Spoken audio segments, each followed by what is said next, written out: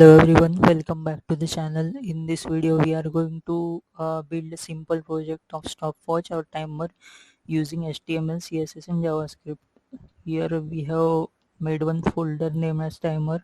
Inside that we have three files: index.html, index.js and style.css. So we are going to see one by one how we can build this project. So in index.html, like all the basic HTML syntax is used. So head is defined. Inside body we have defined div element having class name as container. Inside that we have h1 element name stopwatch. After that we have p tag named having class name as para. Basically this h1 tag is used to represent the heading element, heading of the project, that is stopwatch. Then p tag is used to represent number that or timing that will be shown in the stopwatch. Then we have again div element having class name as button container. Inside this div element we have three buttons having class name as button and having different name like start, stop and reset. So means each one having its own functionality. Like start will initiate your count timer or stopwatch. Stop will stop the timer and reset will reset your timer. So this is the basically structure of your stopwatch or timer. And we have used a script tag to import our JavaScript file which will do the functionality. So in index.js file we can see like we have used query selector tag to select the para and button container. So here you can see in HTML para p tag is having class name as para, and we have used that using query selector, and it is used to show means counter, like time will be shown by this para element. Then we have button container having three buttons: start, stop and reset. That is assigned to button container variable. Then below that we have four variables: seconds, minutes and hours and timer id. So both uh, those four variable will be initiated and assigned to 0. Then we have one function called as timer, and it is taking event as an argument. Then we have used event.target.name.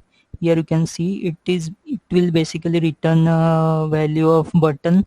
Like if user press stop, then it will return stop. If user press start, then it will return start.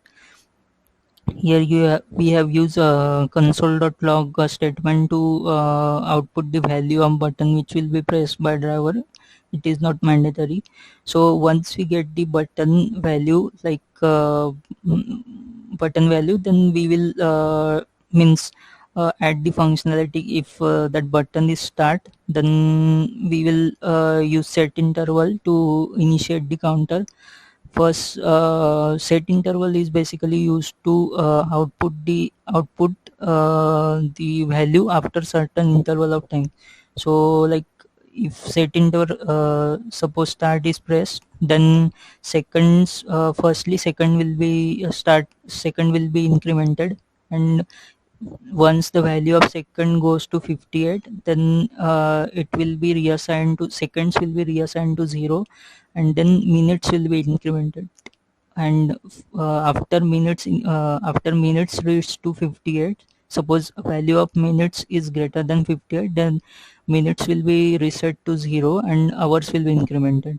Likewise it will go on until user press stop or reset button.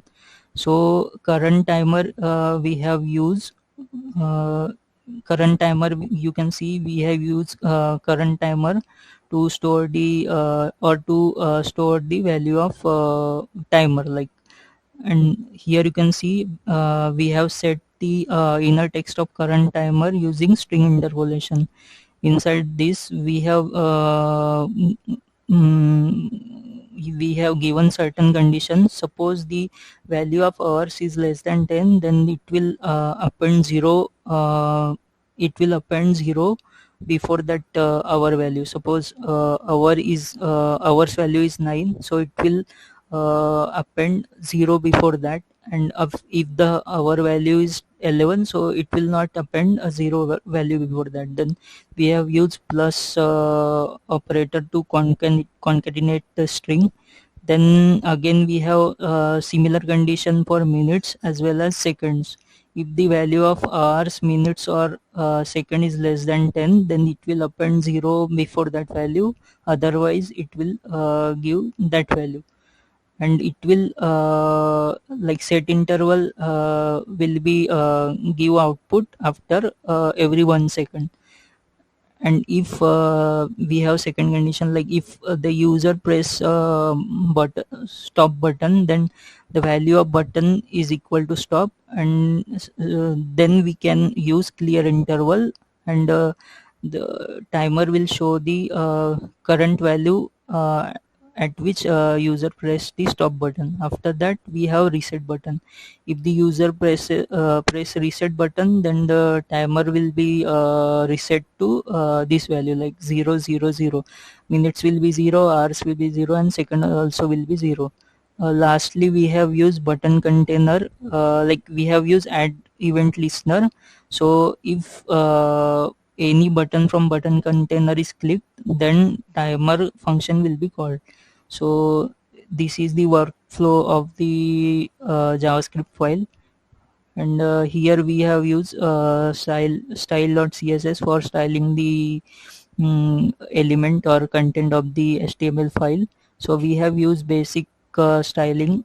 You can refer this, and you can now we will run our HTML file, or will open our HTML file. Here you can see stopwatch heading will be heading is there. Then the timer value is there, and there are three buttons: start, stop and reset. So if I press start, then the counter is start, so it will be incremented. Seconds are incrementing. Suppose I press stop, counter is stop, and if I press reset, then it will reset the counter. Similarly,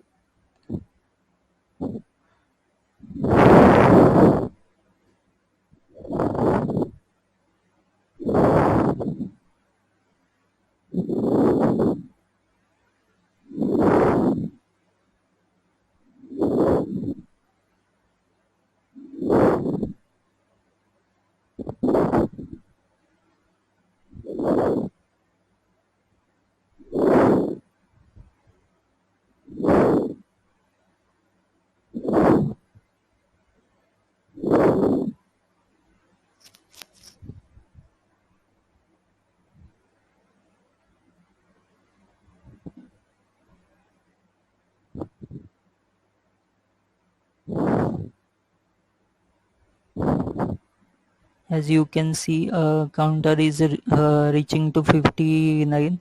So you can see here, like after 58 second, minutes will be incremented and counter is reset.